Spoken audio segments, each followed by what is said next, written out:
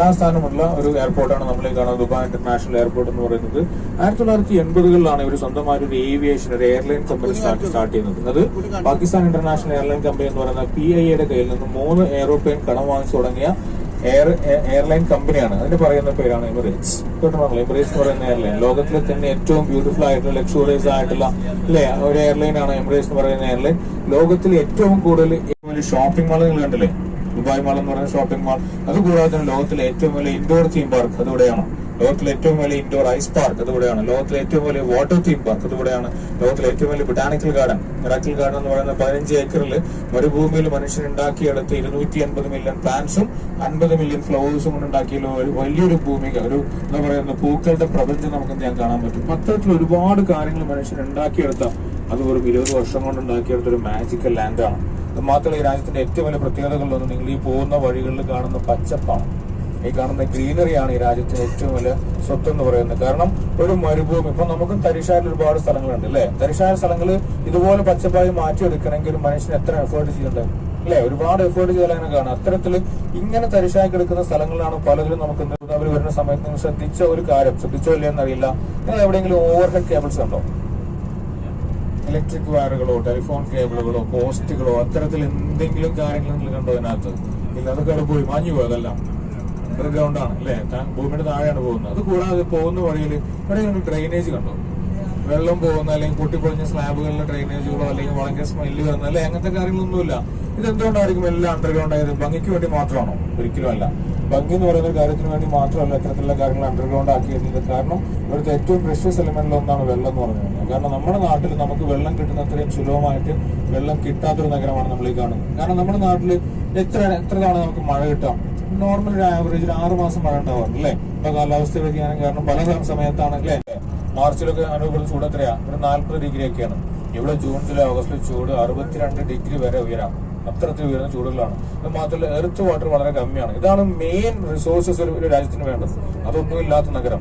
പിന്നെ മാത്രമല്ല നിങ്ങൾ ഇന്ന് കുടിച്ച ഓരോ തുള്ളി വെള്ളം, നിങ്ങൾ ഈ 4 ദിവസം 5 ദിവസം ദുബായിൽ ഉണ്ടായപ്പോൾ നിങ്ങൾ കുടിച്ച വെള്ളം, ജ്യൂസ് ആയാലും കോഫി ആയാലും പച്ചവെള്ളം ആയാലും എല്ലാം അത് വാട്ടർ ഡീസാലിനേറ്റഡ് ആണ്. കടൽ വെള്ളം ശുദ്ധീകരിച്ചിട്ട് അതിന്റെ ഉപ്പും അതിന്റെ ടോക്സിക് എലമെന്റും മാറ്റിയിട്ട് ഡ്രിങ്കബിൾ ഫോമിലേക്ക് ആക്കി മാറ്റി. ആർക്കെങ്കിലും വെള്ളം കുടിച്ച് എന്തെങ്കിലും ബുദ്ധിമുട്ട് വന്നോ? അത്രയും സുന്ദരമായിട്ടുള്ള അല്ലെങ്കിൽ അത്രയും സേഫ് ആയിട്ടുള്ള ഒരു എന്താ പറയുന്നത് ഒരു വാട്ടർ ഡീസാലിനേഷൻ പ്രോസസ്സാണ് ഈ രാജ്യം ആളുകൾക്ക് വേണ്ടി മുന്നോട്ട് വെക്കുന്നത്. അപ്പൊ ആ വെള്ളത്തിന് എന്താണ് ഒരുപാട് വിലയുണ്ട് അല്ലെ. അപ്പൊ ആ വെള്ളം ചുമ്മാ പാഴാക്കി ഒരു ബിൽഡിങ്ങിനകത്ത് അല്ലെങ്കിൽ ഒരു സ്ഥാപനത്തിനകത്ത് വരുന്ന വെള്ളത്തിന് രണ്ടാക്കി തിരിക്കും. ആദ്യം black water, contaminated water, okay, septic ആയിട്ടുള്ള വെള്ളം. പിന്നെ ഗ്രേ വാട്ടർ, നമ്മൾ കിച്ചണിലും ഷവറിലൊക്കെ ഉപയോഗിക്കുന്ന വെള്ളം. ഈ രണ്ടിനെയും 2 സെപ്പറേറ്റ് പൈപ്പുകൾ വഴിയെടുത്ത് ആ പൈപ്പാണ് താഴത്തൂടെ പോകുന്നത്. ഇത് പോയിട്ട് ഇവിടെ പോകും, ഒരു സെൻട്രലൈസ് പ്ലാന്റിൽ പോകും. ആ പ്ലാന്റിൽ പോയിട്ട് ഈ സംഭവം റീസൈക്കിൾ ചെയ്യും. ആ റീസൈക്കിൾ ചെയ്ത വെള്ളമാണ് കുഞ്ഞു കുഞ്ഞു പൈപ്പ് വഴി ഡ്രിപ്പ് ഇറിഗേഷൻ എന്ന് പറയുന്ന രീതിയിൽ എങ്ങോട്ട് വരുന്നത്? ഈ ഭൂമിയിലോട്ട് വരുന്നത്. അങ്ങനെയാണ് ഈ രാജ്യത്ത് പൂക്കളുണ്ടാകുന്നത്, അങ്ങനെയാണ് ഈ രാജ്യത്ത് പുല്ലുണ്ടാകുന്നത്, അങ്ങനെയാണ് രാജ്യത്ത് മരങ്ങൾ ഉണ്ടാകുന്നത്. അപ്പൊ ഒരു മരത്തിന്റെ വില നമ്മുടെ നാട്ടിൽ മരത്തിനേക്കാളും വിലയല്ലേ? അപ്പൊ അത്തരത്തിൽ മനുഷ്യൻ എഫേർട്ട് ചെയ്തെടുത്ത് മരുഭൂമിയിൽ വിരിച്ചൊരു സ്വപ്നമാണെന്ന് പറയുന്നത് മാതൃകയാണെന്ന് പറയുന്നത് ദുബായ് എന്ന് പറയുന്ന മാതൃക, അല്ലെങ്കിൽ UAE എന്ന് പറയുന്ന രാജ്യം. അതിന്റെ ഒരു എമിറേറ്റിലേക്കാണ് നമ്മൾ ഇപ്പൊ നിൽക്കുന്നത്. ഈ എമിറേറ്റിന് പറയുന്ന പേരാണ് ഷാർജ എന്ന് പറയുന്നത്. കാരണം ഈ രാജ്യത്തിന്റെ ഏറ്റവും ഫേമസ് ആയിട്ടുള്ള 3 സ്റ്റേറ്റുകൾ, ഒന്ന് ദുബായും, ഒന്ന് ഷാർജയും, അതുപോലെ തന്നെ ഒന്ന് അബുദാബിയുമാണ്. ഈ അബുദാബി നിങ്ങൾ കണ്ടിട്ടുണ്ടായിരിക്കും അല്ലെ. ദുബായ് നിങ്ങൾ കണ്ടു, ഷാർജയാണ് നിങ്ങൾ കാണുന്നത്. ഷാർജയ്ക്ക് വേറൊരു പേര് കൂടെ ഉണ്ട്. 3 പ്രധാനപ്പെട്ട നഗരങ്ങൾക്ക് 3 ടാഗ് ലൈൻസ് ഉണ്ട്. ഒന്ന് അബുദാബി, അതാണ് ഇതിന്റെ ക്യാപിറ്റൽ, തലസ്ഥാനം എന്ന് പറയുന്നത് അബുദാബിയാണ്. രണ്ടാമത് ദുബായ് എന്ന് പറഞ്ഞാൽ ഫൈനാൻഷ്യൽ ക്യാപിറ്റലാണ്, എക്കണോമിക് ഹബ്. ഫോർ എക്സാമ്പിൾ ഇപ്പൊ നമ്മുടെ നാട്ടിൽ ഡൽഹി നമ്മുടെ ക്യാപിറ്റലാണ് അല്ലെ. പക്ഷെ ബോംബെ എന്ന് പറയുന്ന നഗരമാണ് അല്ലെ. ബോംബെ ആണ് എന്താ നമ്മുടെ ഇന്ത്യയുടെ ഫൈനാൻഷ്യൽ ക്യാപിറ്റൽ എന്ന് പറഞ്ഞാൽ ബോംബെയാണ്. അതുപോലെ തന്നെ ഈ രാജ്യത്തിന്റെ ഫൈനാൻഷ്യൽ ക്യാപിറ്റലാണ് ദുബായ്. ഇത് കൂടാതെ കൾച്ചറൽ ക്യാപിറ്റൽ അതാണ് ഷാർജ എന്ന് പറയുന്ന നഗരം, ഈ രാജ്യത്തിന്റെ സാംസ്കാരിക തലസ്ഥാനം. കാരണം ദുബായും അബുദാബിയും എണ്ണ കിട്ടിയതിനു ശേഷമാണ് ലൈം ലൈറ്റിലേക്ക് വന്നത്. അത്രയും എണ്ണ കിട്ടിയതിനു ശേഷം എന്ന് വെച്ച് കഴിഞ്ഞാൽ ഈ രാജ്യത്തിന്റെ മൊത്തം എണ്ണ ഉൽപാദനത്തിന്റെ 80% വരുന്നത് അബുദാബിയിൽ നിന്നാണ്. ഓക്കെ, അതുകൊണ്ടാണ് അബുദാബിയിൽ എത്രയും കാശ്. രണ്ടാമത് ഇതെല്ലാം ഈ ഭാഗത്തായിരുന്നു. കാരണം ഇതായിരുന്നു ഏറ്റവും വലിയ പ്രധാനപ്പെട്ട ട്രേഡ് റൂട്ടുകളിലൊന്ന്. അതും ഇവിടെ തന്നെയാണ്. അത് മാത്രമല്ല ഈ കോർഫുഖാന്റെ ഭാഗം, കോർഫുഖാൻ അടുത്ത് കഴിഞ്ഞാൽ പിന്നെ അടുത്തൊരു എമിറേറ്റ് ആണ് ഫുജൈറ എന്ന് പറയുന്ന എമിറേറ്റ്. അതിനടുത്താണ് ഗൾഫ് ഓഫ് ഒമാനും അതുപോലെ ഇന്ത്യൻ ഓഷൻ കിടക്കുന്നത്. ഇത് കിടക്കുന്ന ഈ ഒരു മാപ്പ് കിടക്കുന്ന ഇങ്ങനെയാണ്, അതിന്റെ വാല് പോലെ ബാക്കിലോട്ട് കിടക്കുന്നത്. അതാണ് വെസ്റ്റ് കോസ്റ്റിന്റെ ഭാഗം, വെസ്റ്റ് കോസ്റ്റിന്റെ ഒക്കെ ഭാഗം. ആ ഭാഗത്താണ് ഫുജൈറ എന്ന് പറയുന്ന ഭാഗം. ഈ ഭാഗം മൊത്തം ഗൾഫ് ഓഫ് പേർഷ്യ അല്ലെങ്കിൽ പേർഷ്യൻ ഗൾഫ് അല്ലെങ്കിൽ അറബിക്കടൽ എന്ന് പറയുന്ന ആ ഒരു ഭാഗമാണ്. പേർഷ്യൻ ഗൾഫ് എന്ന് പറയുന്ന ഭാഗമാണ് ഇതുമായി ബന്ധപ്പെട്ടുള്ളത്. ഇത് ഇന്ത്യൻ ഓഷൻ. അപ്പൊ അത് ഏറ്റവും കൂടുതൽ കപ്പലുകളൊക്കെ ഇന്ത്യയിൽ നിന്നൊക്കെ പഴയ സമയത്ത് വന്നിരുന്നത് ഫുജൈറയിലേക്കും കോർഫുഖാനിലേക്കും ആയിരുന്നു. അപ്പൊ ഇതായിരുന്നു ഒരു ട്രേഡിംഗ്. ദീർഘായുസ് എന്ന് പറഞ്ഞാൽ എന്താ? നമ്മുടെ പ്രായാധിക്യാണ് ദീർഘായുസ്. നമുക്ക് യോഗയാണ് തിരിച്ചു കിട്ടുന്നത്? അല്ല, നമുക്ക് വാർദ്ധക്യം നീട്ടിത്തരണേന്നാണ് നമ്മൾ പറയുന്നത്. സമയം പോയി. അപ്പൊ അതേപോലെ നമ്മൾ യാത്ര ചെയ്യുമ്പോൾ യാത്ര എന്ന് പറഞ്ഞൊരു ബ്ലെസ്സിംഗ് ആണ് അല്ലെ, ഒരു അനുഗ്രഹമാണ് യാത്ര അല്ലെ. എത്ര പേർക്ക് നമ്മുടെ നാട്ടിൽ 4.5 കോടി ആളുകളുണ്ടെങ്കിൽ ഈ 4.5 കോടി ആളുകളിൽ എത്ര പേർക്ക് ദുബായ് കാണാൻ പറ്റിയിട്ടുണ്ട് എല്ലാവർക്കും? ഇല്ല. നിങ്ങളുടെ നാട്ടിൽ നിങ്ങൾ കുടുംബത്തെ കാണാൻ പറ്റിയിട്ടുണ്ട്? നിങ്ങൾ ആരെങ്കിലും ഫ്രീ ആയിട്ട് വിളിച്ചോ ദുബായിക്ക് വരാൻ കാണിച്ചാലെന്ന് പറഞ്ഞിട്ട്? ഇല്ലല്ലോ. നമ്മൾ വരില്ല ചെയ്തത് ഇല്ലേ? നമുക്ക് ദൈവം തന്ന അനുഗ്രഹം കൊണ്ടാണ് നമുക്ക് വരാൻ പറ്റുന്നത് അല്ലേ. ഇനി മാത്രമല്ല, ലക്ഷക്കണക്കിന് കോടിക്കണക്കിന് കാശ് നമ്മുടെ കയ്യിലുണ്ടെങ്കിൽ പോലും നമുക്ക് എന്ത് ചെയ്യാൻ പറ്റില്ല? ആരോഗ്യം ഉണ്ടെങ്കിൽ യാത്ര ചെയ്യാൻ പറ്റുള്ളൂ അല്ലേ. ലക്ഷക്കണക്കിന് കാശ് ബാങ്ക് ബാലൻസ് ഉണ്ടായിട്ട് ബെഡിൽ നടിക്കാൻ പറ്റാൻ കിടക്കുന്ന ആളുകളല്ലേ, ഭക്ഷണം കഴിക്കാൻ പറ്റാൻ കിടക്കുന്ന ആളുകൾ ഒന്നാണ്. അങ്ങനെ പറയുന്ന പേരാണ് കിങ് ഫൈസൽ മോസ്ക് എന്ന് പറയുന്ന മോസ്ക്. കിങ് ഫൈസൽ എന്ന് പറയുന്ന ഒരു രാജാവിന്റെ പേരിലാണ്. നമുക്ക് സാധാരണ ഇവിടെ ഈ ഒരു യുണൈറ്റഡ് അറബ് എമിറേറ്റ്സിനകത്ത് ഒരുപാട് മോണുമെന്റ്സുകൾ, പോർട്ടുകളായിട്ടും അതുപോലെ തന്നെ പള്ളികളായിട്ടും ബിൽഡിങ്ങുകളായിട്ടും റോഡുകളായിട്ടും ഒക്കെ ഒരുപാട് രാജാക്കന്മാരുടെ പേരിലാണ് അറിയപ്പെടുന്നത്. For example Sheikh Zayed road, Sheikh Zayed grand mosque എല്ലാം രാജാക്കന്മാരുടെ പേരിലാണ്. അതുപോലെ ഒരു രാജാവിന്റെ പേരിൽ അറിയപ്പെടുന്ന പള്ളിയാണ് നമ്മൾ ആ കാണുന്ന ബ്രൗൺ കളർ പള്ളി, കിങ് ഫൈസൽ എന്ന് പറയുന്ന രാജാവിന്റെ പേരിൽ. പക്ഷെ ആ രാജാവ് ഈ രാജ്യത്തെ രാജാവല്ല, സൗദി അറേബ്യയിൽ ഉണ്ടായിരുന്ന രാജാവായിരുന്നു. സൗദി അറേബ്യയിലെ ഏറ്റവും സോഷ്യൽ റിഫോമർ ആയിട്ടുള്ള രാജാവാണ് കിങ് ഫൈസൽ എന്ന് പറയുന്ന ഭരണാധികാരി. അടിമത്തം എടുത്തു കളഞ്ഞ ഭരണാധികാരിയാണ്. അതുകൂടാതെ തന്നെ സ്ത്രീകൾക്ക് വിദ്യാഭ്യാസം അനുവദിച്ച ഭരണാധികാരിയാണ്. പേർഷ്യൻ ആർട്ട് വർക്കിൽ ഏറ്റവും കൂടുതൽ ഉപയോഗിക്കുന്ന കളറുകളൊന്ന് നീല കളറാണ്. അപ്പൊ സാധാരണ ഒരു ഇസ്ലാമിക രാജ്യത്ത് ഗ്രീൻ ആണെന്ന് വിചാരിക്കാറുണ്ട് അല്ലെ.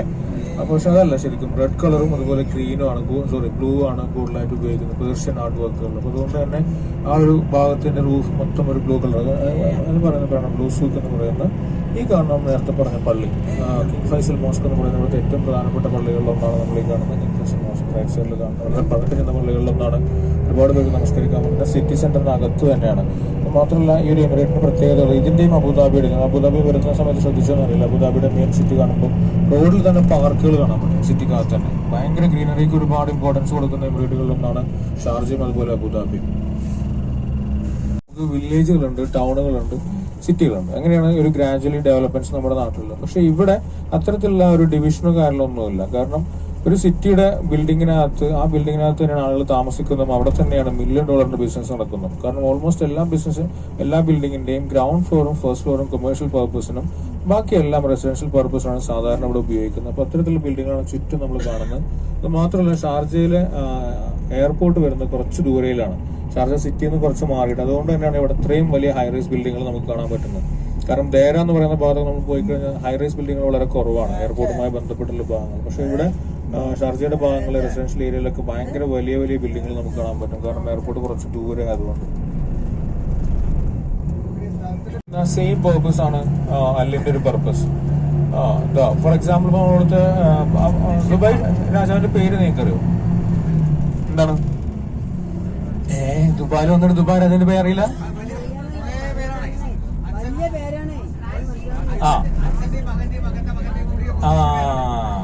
അല്ലേ? അപ്പോ അതിന്റെ പേര് പറഞ്ഞുതരാം. Okay, his highness. നമ്മൾ നോർമലി രാജാവിന് അല്ലെങ്കിൽ പറയുന്ന പേര് ഹിസ് ഹൈനസ് അബ്ദുള്ള കേട്ടില്ല നിങ്ങൾ അല്ലെ, പടത്തിന്റെ പേര്. ഹിസ് ഹൈനസ് എന്ന് പറഞ്ഞാൽ സല്യൂട്ടേഷൻ. ഓക്കെ, ഷെയ്ഖ് മുഹമ്മദ്. ഷെയ്ഖ് എന്ന് പറയുന്നത് രാജാവിന്റെ അല്ലെങ്കിൽ ഭരണാധികാരിയെ റെസ്പെക്ട്ഫുൾ ആയിട്ട് നമ്മൾ പറയുന്നതാണ്. ഷെയ്ഖ് എന്ന് വെച്ചാൽ രാജാവ് എന്നുള്ള അർത്ഥം.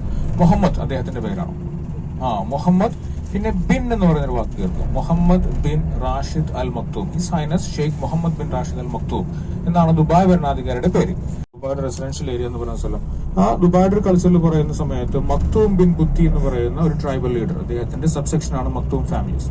മക്തൂം ബിൻ ബുത്തി എന്ന് പറയുന്ന ട്രൈബൽ ലീഡർ ബനിയാസിൽ നിന്നും മാറി വന്നിട്ട് അദ്ദേഹത്തിന്റെ 800 സഹയാത്രികരും കൂടെ ചേർന്ന് വന്നിട്ട് തമ്പടിച്ച സ്ഥലം, അതാണ് ബർദുബായ് എന്ന് പറയുന്നത്. അവിടെ നിന്നാണ് ദുബായുടെ വളർച്ചയും ദുബായുടെ എല്ലാ കാലവും ഉണ്ടായിട്ടുള്ളത്. പക്ഷെ ഷാർജ എന്ന് പറയുന്ന എമിറേറ്റിന് അപ്രോക്സിമേറ്റ്ലി 5000 വർഷത്തെ പഴക്കമുണ്ടെന്ന് പറയുന്നത് ഹിസ്റ്റോറിയൻസ് പറയുന്നത്. കാരണം ആ സമയത്ത് ഇവിടെ സിവിലൈസേഷൻ ഉണ്ടായിരുന്നത് മാത്രമല്ല, ഇതായിരുന്നു പ്രധാനപ്പെട്ട ഒരു ഒരു ട്രേഡ് റൂട്ട്. എന്തിന്റെ ട്രേഡ് റൂട്ട്? ബ്രിട്ടീഷുകാർ ലണ്ടനിൽ നിന്നും അല്ലെങ്കിൽ ബ്രിട്ടനിൽ നിന്നും ഇംഗ്ലണ്ടിൽ നിന്നും നമ്മുടെ നാട്ടിലേക്ക് വന്നിരുന്ന ട്രേഡ് റൂട്ടുകളിലെ പ്രധാനപ്പെട്ട ട്രേഡ് റൂട്ടായിരുന്നു നമ്മൾ ഈ കാണുന്നത്. അപ്പൊ അതുകൊണ്ട് തന്നെ പോകുന്ന സമയങ്ങളിൽ ഏതെങ്കിലും ഭാഗത്ത് തമ്പടിക്കാൻ വേണ്ടി ഇറങ്ങിയിരുന്ന ഒരു പിറ്റ് സ്റ്റോപ്പ്, അതാണ് ഈ ട്രൂഷ്യൽ സ്റ്റേറ്റ്സ്. ഓക്കെ, എന്ന് പറയുന്ന ഭാഗം ഇതൊരു കൾച്ചറൽ സെന്റർ ആണ് കേട്ടോ. നമ്മൾ പോകുന്ന സെന്ററിൽ എക്സ്പോ സെന്ററും അങ്ങനത്തെ കാര്യങ്ങളൊക്കെയാണ് ഇവിടെ ഇവന്റുകളും കാര്യങ്ങളൊക്കെ നടക്കുന്ന ഒരു ഭാഗമാണെന്ന് കാണുന്നത്. കാരണം നമ്മൾ വളരെ ചെറിയ ഒരു രാജ്യത്താണെങ്കിൽ പോലും ഒരുപാട് കൾച്ചറൽ ഇവന്റുകളും അതുപോലെ എന്താ പറയുന്നത് സാംസ്കാരികമായിട്ടുള്ള ഒരുപാട് കേന്ദ്രങ്ങൾ നടക്കുന്ന ഭാഗമാണ്. അതിന്റെ ഒരു ഭാഗമാണ് നമ്മളീ കാണുന്നത്. വളരെ ഇവന്റുകളൊക്കെ നടക്കുന്ന ഒരു ഭാഗം കൂടിയാണ് നമ്മളീ കാണുന്ന ഷാർജ എക്സ്പോ സെന്ററിന്റെ ഭാഗമാണ് നമ്മളീ കാണുന്നത്. ഓക്കെ, അപ്പൊ നമ്മൾ പറഞ്ഞു വന്ന ട്രേഡ് റൂട്ടിന്റെ കാര്യമായിരുന്നു. ആ ട്രേഡ് റൂട്ടുമായി ബന്ധപ്പെടുമ്പോൾ ഈ ട്രേഡ് റൂട്ടിനെ പ്രൊട്ടക്ട് ചെയ്യുകയായിരുന്നു ബ്രിട്ടീഷുകാർ. ഓക്കെ, ആർമി സപ്പോർട്ട് കൊടുത്തിട്ട്. അപ്പൊ അതിനൊരു അല്ലേ, അതിന് പറയുന്ന പേരാണ് ഗുത്ര എന്ന് പറയുന്നത്. മുകളിൽ കിട്ടുന്ന ആ ഒരു വള്ളിക്ക് പറയുന്ന പേരാണ് ഈ കാലം. അതിന്റെ കാലം പറഞ്ഞിരുന്നു എന്തുകൊണ്ടാണ് ഉപയോഗിക്കുന്നൊക്കെ അല്ലെ, ഒട്ടകത്തിന്റെ ഫ്രണ്ടിൽ കെട്ടാനൊക്കെ ഉപയോഗിക്കുന്ന സംഭവമാണ് നമ്മൾ ഈ കാലം എന്ന് പറയുന്നത്.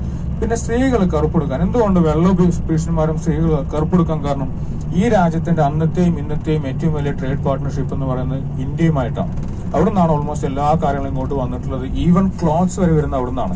ആ സമയത്ത് ഇത്രയും റിച്ച് അല്ലാത്ത ഈ രാജ്യത്തിന് അഫോർഡബിൾ ആയിട്ടുള്ള ഏറ്റവും ചീപ്പ് ആയിട്ടുള്ള ക്ലോത്ത് എന്ന് പറഞ്ഞാൽ ഈ കാണുന്ന കറുപ്പ് വസ്ത്രമായിരുന്നു, തിൻ ക്ലോത്ത് ആയിരുന്നു. അപ്പൊ അതുകൊണ്ട് തന്നെ സ്ത്രീകൾ പുറത്തൊന്നും പോയി അധികം ജോലിയൊന്നും ചെയ്യാത്തതുകൊണ്ട്, വീടുമായി ബന്ധപ്പെട്ട ജോലികൾ ചെയ്യുന്നതുകൊണ്ട് അവരുപയോഗിച്ചിരുന്ന ഇത്രയും അഫോർഡബിലിറ്റി കുറഞ്ഞ വസ്തു. കാരണം അവർക്ക് അതേ അഫോർഡ് ചെയ്യാൻ പറ്റുന്ന അത്രയും പൈസ ഇല്ലാത്ത ആളുകളായിരുന്നു.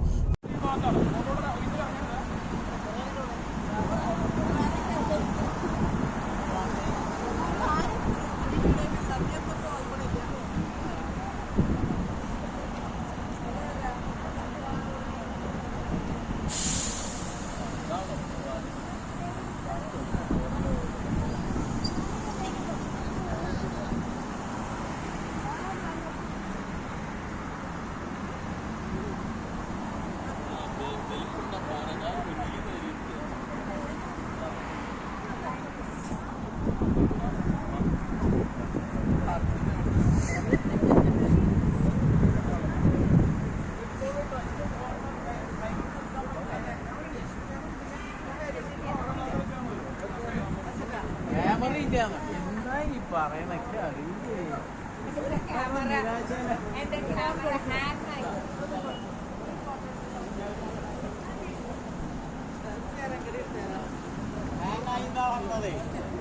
എടുത്തിട്ട് ഹാങ് ആയില്ലേ?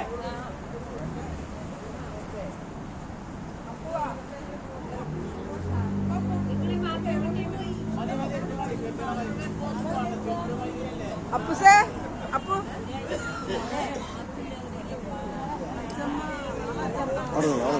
അടുത്തോളൂ.